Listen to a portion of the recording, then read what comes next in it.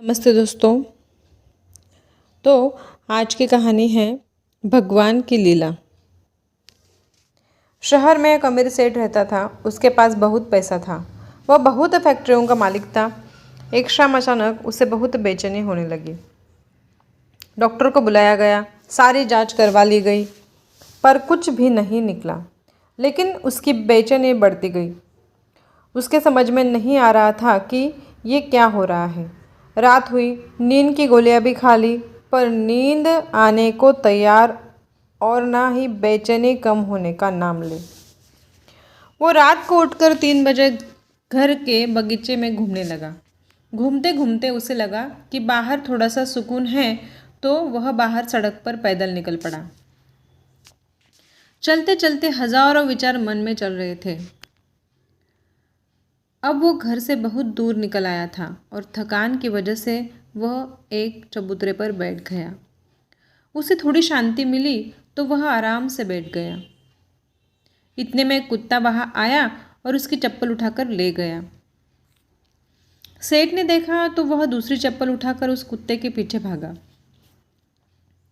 कुत्ता पास ही बनी झुग्गी झोपड़ियों में घुस गया। सेठ भी उसके पीछे था। सेठ को करीब आता देखकर कुत्ते ने चप्पल वहीं छोड़ दी और चला गया। सेठ ने राहत की सांस ली और अपनी चप्पल पहनने लगा।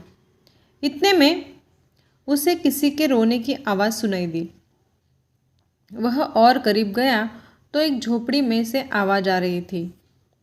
उसने झोपड़ी के फटे हुए बोरे में झांक कर देखा तो वहाँ एक औरत फटे हाल मैली सी चादर पर दीवार से सटक कर रो रही है और ये बोल रही है, हे भगवान मेरी मदद कर, और रोती जा रही है। सेठ के मन में आया कि यहाँ से चले जाओ, कहीं कोई गलत ना सोच ले। वो थोड़ा आगे बढ़ा तो उसके दिल में ख्याल आया कि आखिर वो औरत क्यों रो रही है, उसको तकलीफ क्या है।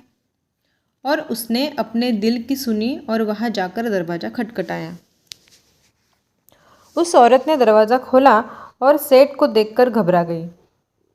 सेठ ने हाथ जोड़कर कहा, तुम घबराओ मत, मुझे तो बस इतना जानना है कि तुम रो क्यों रही हो। वह औरत के आंखों में आंसू टपकने लगे और उसने पास ही रजाई में लिपटी हुई उसकी 7-8 साल की बच्ची की ओर इशारा किया और रोते रोते कहने लगी कि मेरी बच्ची बहुत बीमार है, उसके इलाज में बहुत खर्चा आएगा, और मैं तो घरों में जाकर झाड़ू पोछा करके जैसे तैसे हमारा पेट पालती हूँ, मैं कैसे इलाज कराऊंगा इस। सेठ ने कहा, तो किसी से मांग लो। इस पर औरत बोली, मैंने सबसे मांग कर देख लिया, खर्चा बहुत है, कोई भी देने को तैयार नहीं। सेठ ने कहा, तो ऐसे रात को रोने से मिल जाएगा क्या।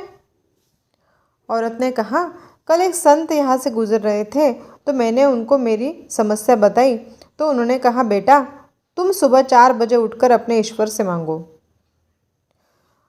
बोरी बिछाकर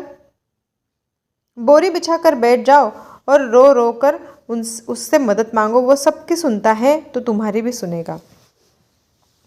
मेरे पास इसके अलावा कोई चारा नहीं था, इसलिए मैं उससे मांग रही थी, और वो बहुत ज़ोर से रोने लगी।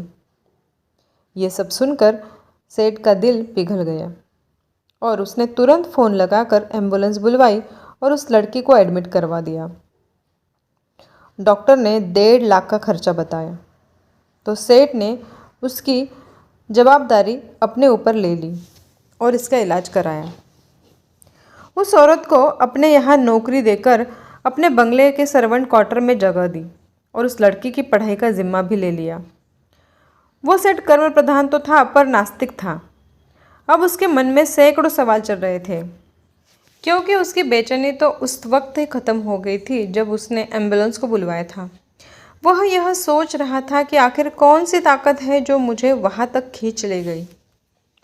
अब सेठ समझ चुका था कि कर्म के साथ सेवा भी कितनी ज़रूरी है, क्योंकि इतना सुकून उसे जीवन में कभी नहीं मिला था। तो दोस्तों, भगवान की लीला अपरंपार है, जो नास्तिक को भी आस्तिक बना देती है।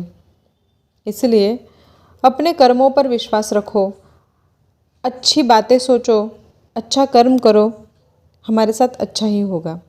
धन्यवाद।